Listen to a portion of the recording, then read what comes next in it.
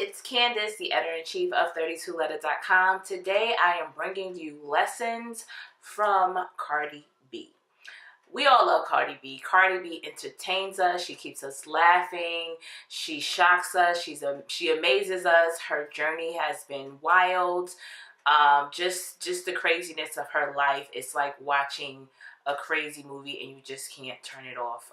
We're still like in the middle of this movie. And last night was definitely a peak. She won the best rap album of 2018 for her first album, Invasion of Privacy. And she was up against some big people, and she took it all home. Now, when I saw she had won this rap album award, the first thing I did was go on Twitter and search Barb's. Okay, so there was a lot of shade being thrown to Nicki and Nicki's followers and fans, and it was rough. It was rough. Then I went to sleep, woke up, hopped up on Facebook, and I saw that there was this crazy meme posted of, it was Nicki, Beyonce, Rihanna, and Cardi, and everybody was pointing to Nicki, and the caption said, the only person who doesn't have a Grammy. And ouch, that hurt again. I feel like I can't really have this conversation about Cardi B without addressing Nicki. And the only reason why I say that is because they are in the same genre, doing the same thing, and they're pretty much the same.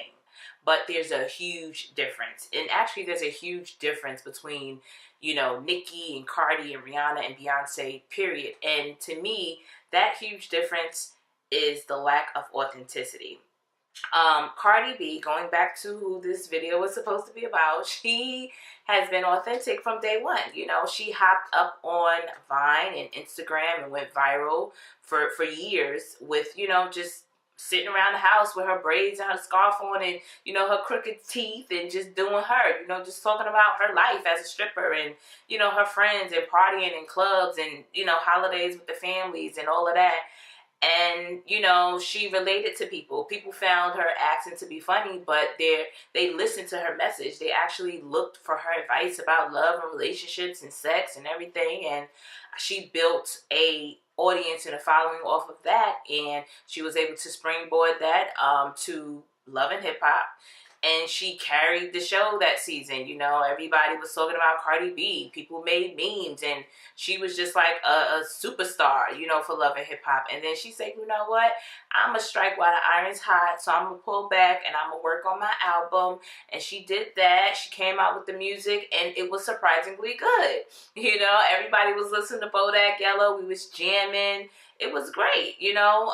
All the while, Nicki was having a little issues. You know, she going through some stuff, it seemed. She, you know, had some starts and stops with the new album and had to push it back, and it was a lot. It was a lot. Meanwhile, things were smooth sailing for Cardi because people wanted to see what this album would be. You know, it's like, I've been following this girl for years. I want to see what this music is going to be about. So fast forward to now, we see, you know, it's a Grammy award-winning work of art. And I think that speaks volumes to being authentic, being who you really are. You know, I think we all have stories to tell, and you just have to have the courage to kind of put it out there and take the good with the bad. You know, people are going to say good things about you, bad things about you, and I think that's something that she knew going into the situation, especially being a stripper. I can imagine just the fear of being a stripper, so she was able to succeed in that arena for so long. It's like, I could do this rap thing. It's easy, you know. I'm already a star.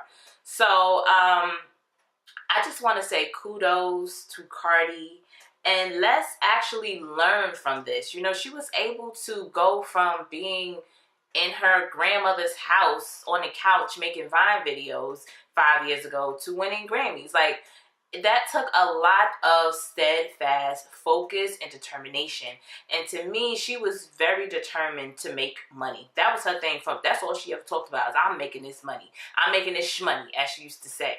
So, you know what? We need to find something. You know, speaking as myself, you know, my thing is my website. I love producing content for women. I love writing about things that I think women will love, and I know that sometimes people aren't going to agree with me, and that's fine, but I'm putting it out there because it's something that I'm passionate about. So whatever it is that you are passionate about, you need to go for it, you know?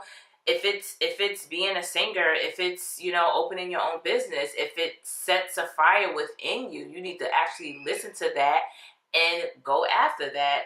Just like Cardi B did. We can all do it. And my advice to Nicki, you know, I feel like, all right, who am I to give Nicki Minaj advice? But as someone who wants to listen to her music, because I have been a Nicki Minaj fan off and on for years. You know, sometimes she hits me and I'm like, oh yes, I need to play that. You know, and then sometimes I'm just like, what is this? So my thing is, go back to your roots. Go back to your roots. Tell us the story of your life. Tell us why we should listen to you. You know, when I listen to Rihanna, that accent just pulls me in. I'm in tune with that story about that little Bayesian girl who just, you know, just wowed Jay-Z and made it big. I'm in tune with that story. Beyonce and Destiny's Child, how she just, you know, pretty much left Kelly and Michelle in the dust, you know, and said, you know, I'm going to be this superstar and I'm going to be Sasha Fierce and I'm going to strut on this stage and pop it and all of that, you know. And with, you know, and with Cardi B said, look, I'm a hood girl and I'm about to make being hood mainstream and Pepsi is going to pay me. So again, Nicki and others, we need to hear what your story is. You know, I feel like her story has been very contradictory.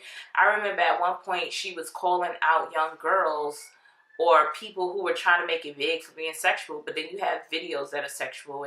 It's just really, really contradictory. So refine the message, refine the presentation of your message, just like Cardi B did. You know, Cardi, you look at her old vines compared to what's going on now, and it's like two different people. So, and I think she is, you know, cognizant of that. I actually went on her Instagram to see, you know, like, let me see how this, like, kind of matured over time. She didn't archive all of that stuff. It's not even there anymore. So, again, you know, she is just, like, killing it. And I just want to say kudos to Cardi B. And, you know, stay tuned for more lessons. So please go visit the website 32letter.com. You can subscribe so you can be on our list and you can just be in tune with what we have going on. And stay tuned for the next lessons episode. I will talk to you all soon. Bye. I need your honest opinion. What y'all think about my eyeshadow line name? My manager, he seems to have a problem with it. It's A Day in the Hood Blue, Gorgeous Purple, Pussy. I want to keep on saying thank you so much, everybody. Thank you, Bardigan, because y'all love me through the good and the bad and the fake and the lies. I want to say thank you, everybody. This shit is crazy. Every award to me is special to me, though. From Grammys, AMAs, Billboards, BET, Soul Train, Nickelodeon.